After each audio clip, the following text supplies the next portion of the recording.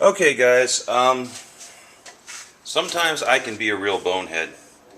What I did is I made this bow, and I got all excited about it, and I completely forgot to put an arrow rest for the person who receives it.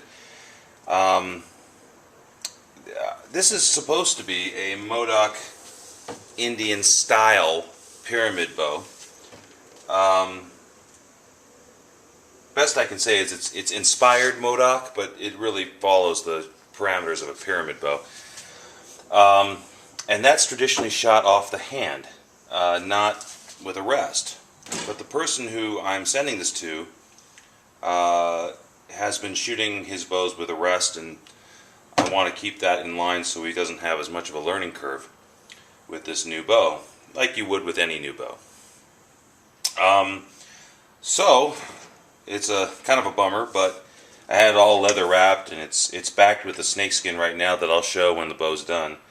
But I thought I started the arrow rest and realized it might be a good opportunity to show you guys how I put an arrow rest in these bows. The main reason I can just cut into the wood like this is because this is what's called a stiff-handled Modoc, or a stiff-handled bow. In other words, the bend of the bow does not go through the handle. The handle is actually spared the bend. It maintains a straightness. If it bent through the handle and then you started cutting into it, you risk the bow breaking. But in this case, because it doesn't bend through the handle, it's safe to do that. It's safe to cut into the bow. Also, a little arrow rest philosophy here. I personally do not like a big arrow shelf. I think it opens you up to more problems than it's a benefit. I mean, it's nice that the arrow sits on the rest well. It doesn't fall off the bow as easily when you're shooting, and that's all well and good. But when you're actually firing the arrow, you want that arrow to be influenced by the bow as little, the flight of the arrow to be influenced as little as possible by the bow. You want it to touch as little of the actual shelf and wall, we'll call it, as possible. Because if that arrow hits any part of it, it can kick off one way or the other, and that's where you get into all that arrow spine and spine weight and stuff like that. But in the end, what I like an arrow rest for is more for a consistent placement of the arrow on every shot. Accuracy is all about consistency. Consistent hand placement, consistent draw length, consistent anchor point, and consistent arrow point. That's why you have a nock on the bowstring and in my opinion, a shelf is really to give you that nice, stable, consistent arrow point placement for the tip end of your arrow, so that you can hit as accurately as possible. Anyway, the way I go about it, I'm sure I'm going to get a lot of people calling in or writing in or commenting in about how they love their arrow shelves and they're better shooters as a result of them. But I have to say, I shoot best off my hand and second best off of a tiny little shelf to here's the shelf. You see, it's just a small little tiny shelf, and the arrow is actually going to be larger than the shelf itself. So the arrow, as you can see, it's almost the same width, but the arrow might just be a little bit larger. You can also see it doesn't touch the arrow. I don't know if you can see that, but it only touches the arrow at 2 points. The whole arrow isn't cradled in that shelf. And the reason, again, you want a nice curved shelf, so only the top part of the shelf is touching the arrow, and you want a nice flat area, or maybe even a little bump there, depending on how you're shooting. I like to give a flat, as flat as possible, and then you can add pad if you need to, a leather piece or a snakeskin or something like that to influence the arrow flight as needed. And we can get into that later about how to, if you're shooting left or right, you can actually sight in a traditional bow the same way you would a compound by adding or subtracting from the space here, which has to do with center line of the string and arrow and such. Alright, the way I do it is I just come in with this rasp. This is my preferred rasp. Most bowyers like to use a farrier's rasp. They're kind of expensive. They're about 50 bucks a shot, but they last forever. This I got at Lowe's. I believe it was $15, and it absolutely eats wood up when I want it to, and it's nice. Has I'd say a medium grain on this side, completely straight, flat, and then it has a curved grain that will just grind wood away like nothing.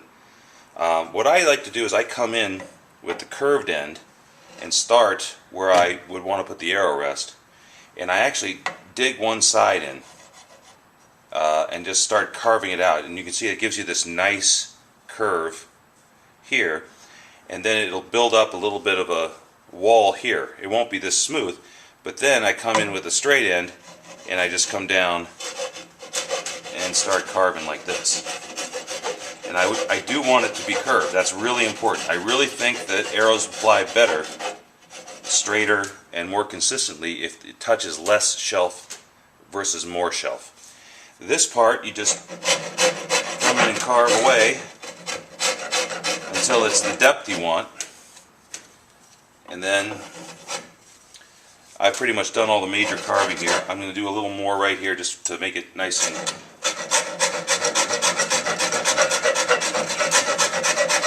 flush with the rest of the bow. Okay. Then I have this four-way rasp. You got a flat, heavy grind. Actually, it's kind of a medium to fine grind on the flat side, and on the curved side, you have a more coarse and the medium coarse. But I'll tell you something. This coarseness here is nothing like that. I mean, that'll cheese grate your skin right off. This, I could run my thumb over it pretty much. It would take a while and a lot of pressure. This, one pass, and I have shredded cheese for skin. Anyway, so then I come in with this, and with the more coarse end, I'll do any fine tuning just to get me some nice straight lines, maybe round the edges off a little bit so it looks purty, because God forbid we have an unattractive bow. I mean, certainly the animal won't respect you as much if you kill it with an ugly bow as it will with a pretty bow, right? So,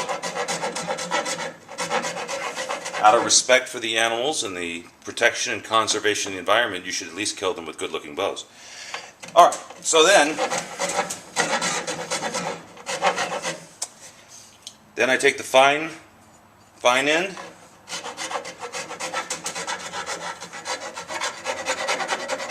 work that in. I see a little Furby there. I'm going to get my flat side done.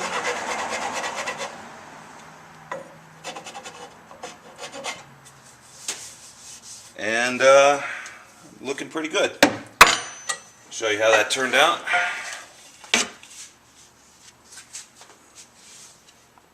Down a little lower. There you go. And I just love these bows. And the nice thing is your hand fits right on top. I got a pretty big hand, but you know, your hand will fit right on top like that. You got that little nugget of wood just above your hand. You're still pretty much shooting off your hand here. It's still pretty traditional. The arrow, as you can see, will come right there. Doesn't touch my hand at all. And the neat thing about these particular bows that I think are different than the others, these curves down here help for hand placement too, because the base of your hand fits right into that curve. You know, if you're too low, you're going to feel the curve, and if you don't feel the curve at all, with the rest, you're covering up the rest, but you know, it's going to give you a nice right in the hand grip. And the really cool thing about that for hunting is that you don't have to think about it. You don't have to look. You just slap your hand in the bow, you feel you got it in the right place, and you go. Which, as anyone knows, you know, you may have a couple of seconds for your sight window to be there. You better have your hand in the right place. And alright, anyway, now I'm going to clean this up with some sandpaper, make it nice and smooth, put some dye back on it, fix the purdy job, wrap the ends here, and then we'll show you how it shoots.